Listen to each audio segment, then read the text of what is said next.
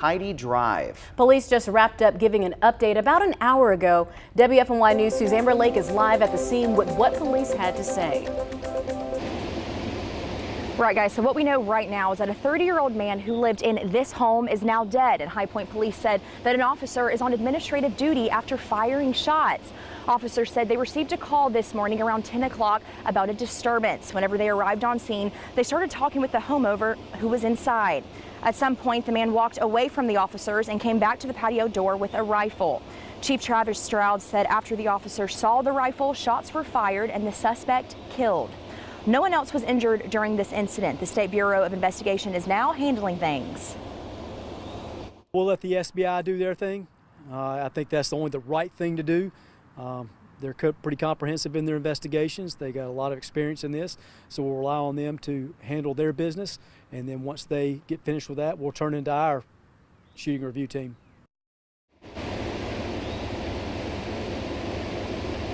Now, Chief Stroud said that the officer involved has been with the department for about 3 years or so, and he said the officer is on administrative duty, which is standard protocol for situations like this. Live in High Point, Amber Lake, WFNY News 2. Amber, thank you. Another big story we're following this afternoon. A man accused of killing a High Point University student will not face the death penalty. Michael Cadogan faces several charges, including murder, in the death of Gianna Delgado back in 2021. He made a court appearance this morning as his attorneys asked the judge to take the death penalty off the table.